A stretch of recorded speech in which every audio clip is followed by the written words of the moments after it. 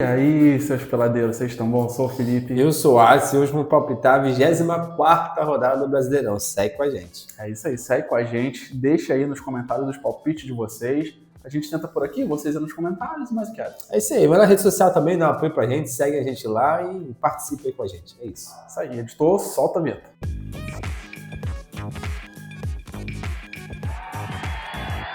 Galera, lembrando, como toda rodada a gente fala, não estamos aqui para dar dicas de aposta, a gente tenta acertar um pouquinho de achismo, estatística, vocês na resenha com a gente nos comentários, e é isso. É isso. E falando sobre a rodada, Felipe, que rodada ruim. Não cravamos nenhum jogo. Lembrando, né, que outras temporadas a gente mostrava que a gente cravava e acertava quem venceu perdeu.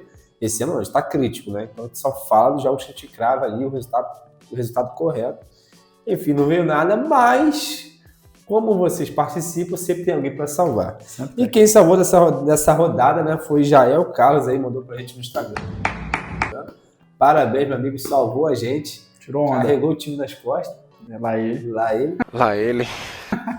E é isso, vamos que vamos, não tem muito o que falar não. Vambora, parabéns aí pro mito da rodada. É isso aí, Felipe. Sem mais delongas então, vamos lá. Vitória e Fluminense. Vou de 1-1 antes. 1-1 também, começa igual. Vamos lá. Vitória nos últimos 8 jogos, 1 vitória, 4 empates e 3 derrotas. Últimos 3 jogos só fez 1 gol. E o ponto positivo, né, se é que dá pra extrair alguma coisa aí favorável à vitória, é que nos últimos 5 jogos em casa não perdeu. Venceu 2 e empatou 3.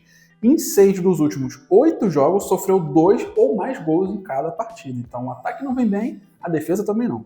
Fluminense nos últimos 6 jogos, 4 derrotas, 4 dos últimos 5 jogos não marcou gols.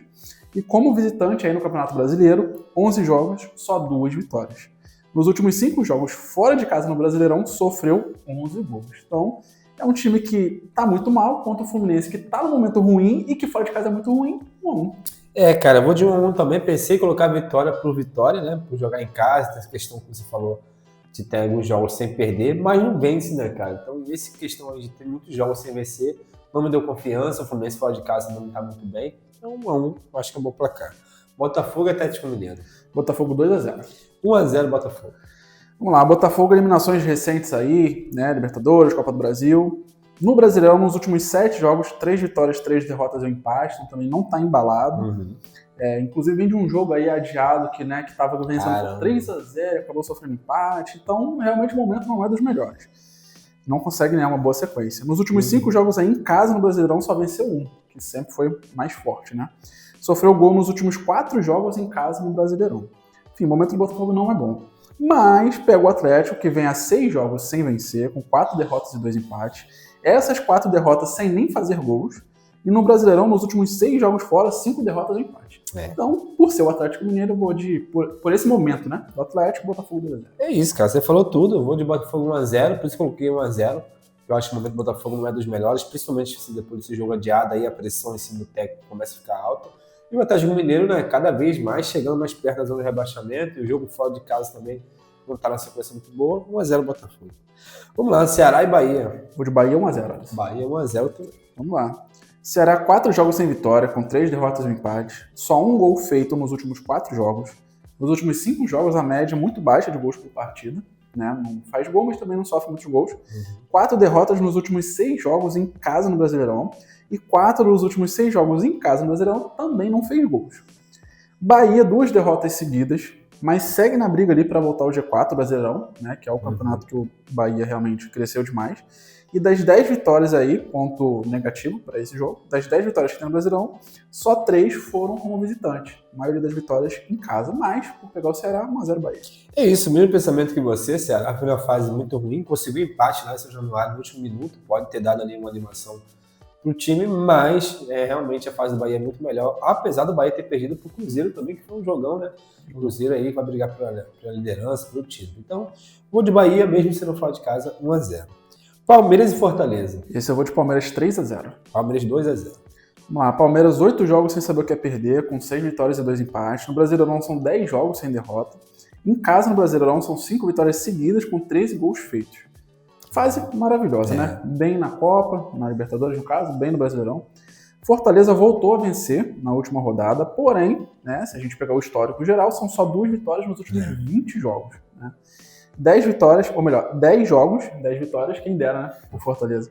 10 jogos como visitante no Brasileirão e ainda não venceu. Então, Palmeiras 3-0. É isso, mano. Também não tem muito o que falar, são o tipo de jogos que, entre aspas, tá tão na cara que dá meio da zebra, né? Mas o Palmeiras 2-0 em casa, fase muito melhor. Fortaleza, apesar da última vitória, o recorte é muito pequeno ainda, tem que esperar um pouco mais para saber se o time melhorou mesmo ou não, se vai crescer. Então, Botafogo, Palmeiras 2-0. Mirassol e Juventude. Vou de Mirassol 3-1.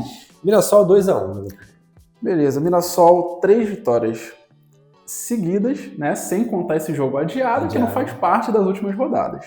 Né? E também só acrescentaria aí um empate, então continuaria sem perder, só não seria mais uma vitória seguida. E a forma que foi o empate é como se fosse uma vitória. Quase uma vitória, né? Mas tirando esse jogo esquecido aí, ou melhor, que tá recente, mas que é lá de trás, lá ele. 3 vitórias seguidas, 4 jogos sem perder, só uma derrota nos últimos 14 jogos. Caramba. Só 3 derrotas aí no campeonato inteiro, né? Só sofreu um gol nos últimos 3 jogos, invicto em casa no Brasileirão. Juventude, 10 jogos como visitante, 8 derrotas, 1 empate, só uma vitória. Sofre demais quando joga fora de casa, na Juventude. Porém, os últimos 2 jogos fora no Brasileirão foi uma vitória e um empate. Então, se a gente pegar os últimos 2 jogos, melhorou bastante. 7 das 8 derrotas fora de casa no Brasileirão sofreram 2 ou mais gols em cada partida. Que o Mirassol ganha com uma certa tranquilidade, 3-1. Vamos lá, eu vou de 2-1, mesmo pensamento que você, mas um gol a menos. Mirassol, a fase muito boa, surpreendente, já tá ficando chato de toda vez repetir isso. Mirassol realmente é o time que vai brigar lá em cima.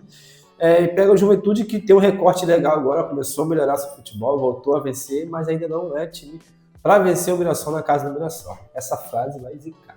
Vai. 2-1 Mirassol. Flamengo e Vasco, agora tem clássico. Clássico, vamos lá, Flamengo 2-1. Hoje Flamengo 3-1. Beleza, Flamengo 10 jogos sem derrotas, com 8 vitórias e 2 empates. Nos últimos 6 jogos só sofreu 3 gols. Na verdade, nos últimos 7 jogos, já acrescentando da Libertadores aí, de ontem, só sofreu 3 gols. Líder no Brasileirão, com somente 2 derrotas em 22 jogos. Então, vem bem na liderança, bom ataque, boa defesa.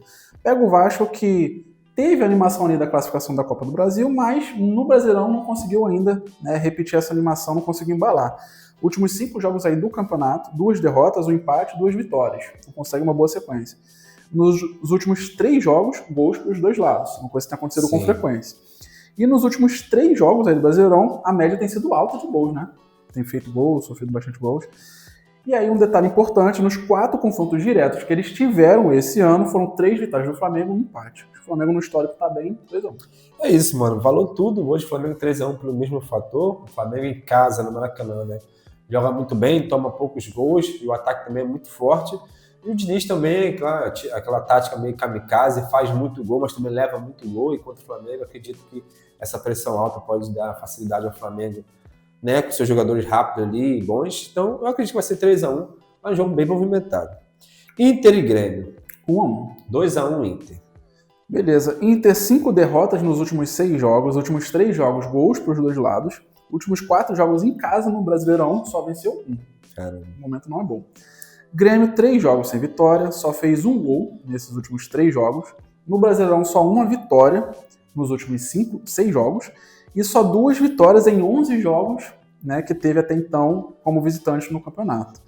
Mais uma vez, como é clássico, né, os 4 confrontos diretos que eles tiveram aí no ano, saíram 3 empates. Então vou com mais um empate aí, 1-1. É isso, empate 0-0, acho que teria o placar perfeito. Tranquilo, né? Mas a intuição me levou a colocar o Inter 2-1 por jogar em casa.